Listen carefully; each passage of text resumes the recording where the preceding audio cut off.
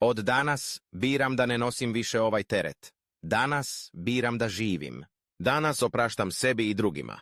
Oprost je najdublji čin snage i samopoštovanja. Oprost nije slabost.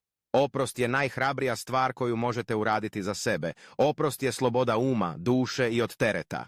Priznajem, sam sebi, sve što me boli. Prihvaćam da nisam savršen.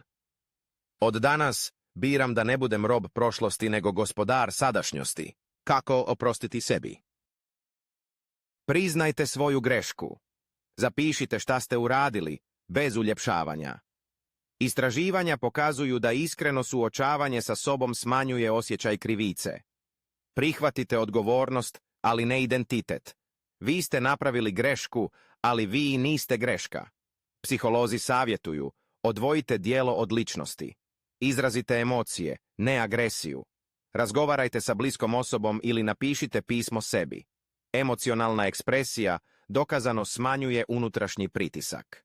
Naučite lekciju. Postavite sebi pitanje, šta mogu naučiti iz ovoga? Naučna istraživanja pokazuju da refleksija vodi do ličnog rasta.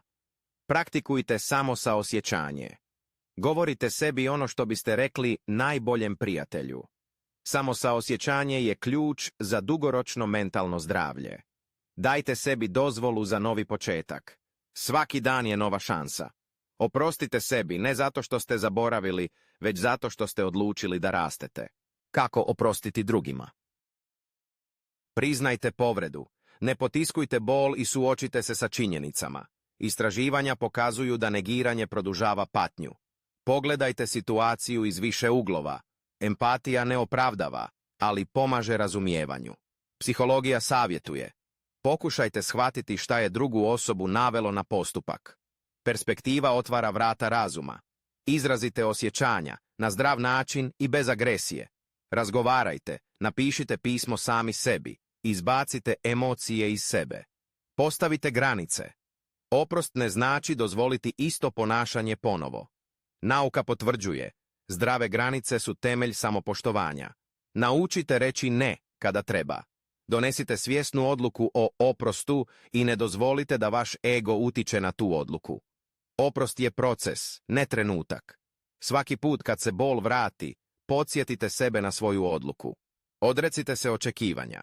Ne očekujte izvinjenje, priznanje ili promjenu. Oprost je vaš poklon sebi, ne nagrada za drugu osobu. Danas izaberite oprost, sebi i drugima. Učinite prvi korak danas i sad. Napišite u komentarima, biramo slobodu, biramo oprost. Ostavite like i zapratite vaš vodič za bolji život.